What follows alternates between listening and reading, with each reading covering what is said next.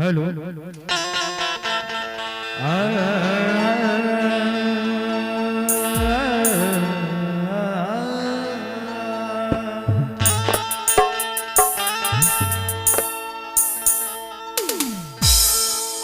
भी आप गायक विकास शर्मा आप सबके बीच में एक सामाजिक गाना पेश कर रहा बानी। हमारे गीतकार उमा शंकर गुरुजी करे गाना देहल है।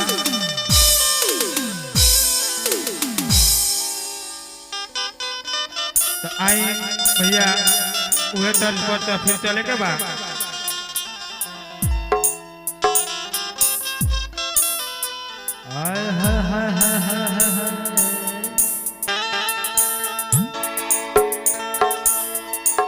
छोड़ के मोह और माया के बजरिया हो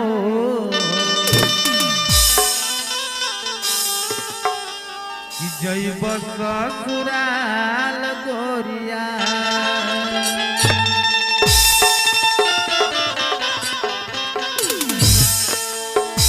छोड़ के मोह और माया के बजरिया हो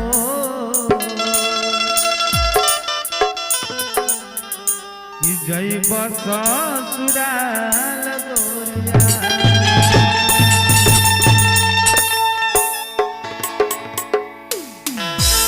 छोड़ के मोह और माया के बजरिया हो जैब ससुराल गोरिया।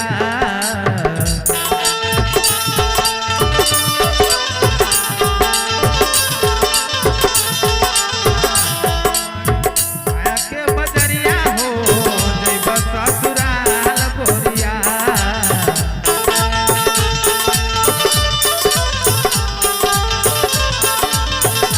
छोड़ के मोह और माया के बजरिया हो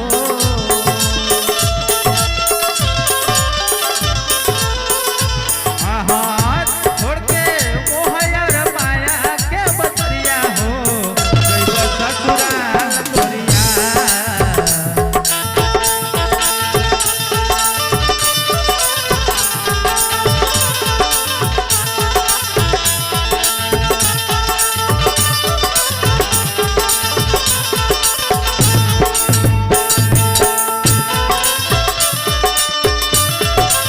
जिया जिया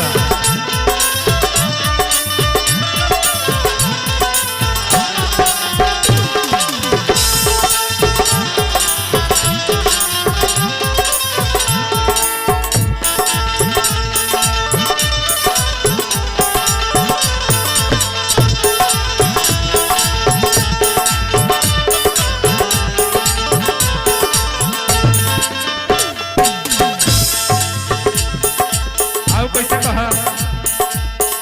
कहा करे देखिए। बैठी पलहंगा जब घूमटा उठाई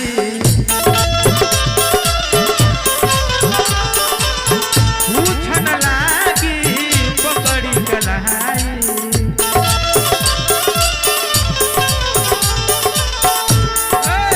बैठी पलहंगा जब घूमटा उठाई पूछन लागी पकड़ी कलाई।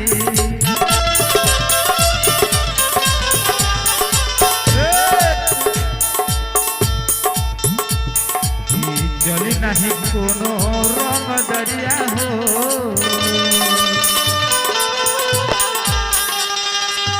जली नहीं कोनो रंग दरिया हो कि जैब ससुराल गोरिया।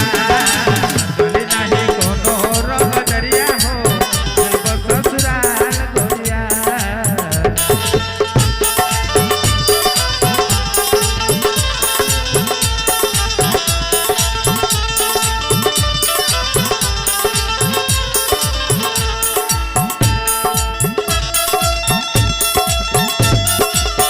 जिया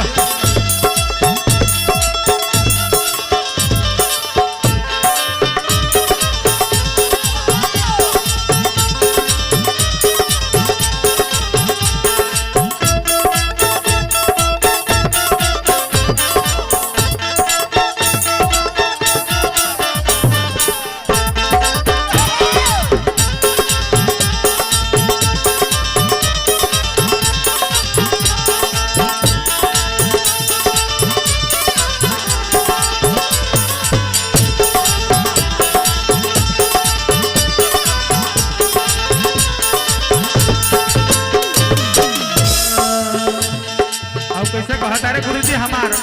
हाँ जी। देखिए भैया आज के युग में मोह माया के फेरा में लोग भूला जाता रे। हाँ जी। और हरि जी के नाम लेवे खातिर कम से कम 24 घंटा में एको हाली सब भूला जाता रे। कैसे गुरुजी हमार कहले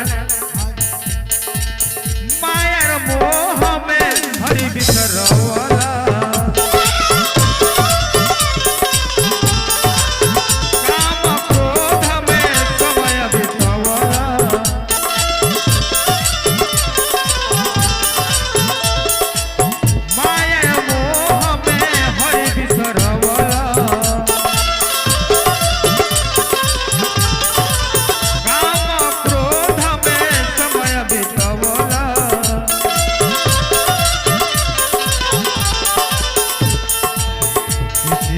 नहीं खा चिन्हत नहीं खा चिन्हत नहीं खा बाप महतरिया हो चिन्हत नहीं खा बाप महतरिया हो कि जैब ससुराल गोरिया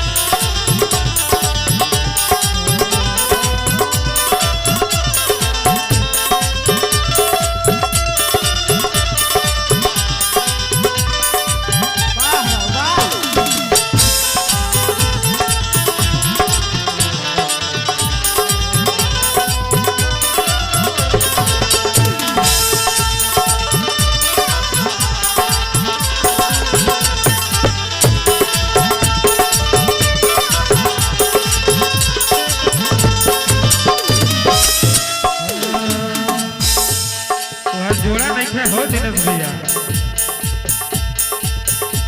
अब आखिरी भाव में क्या कहता है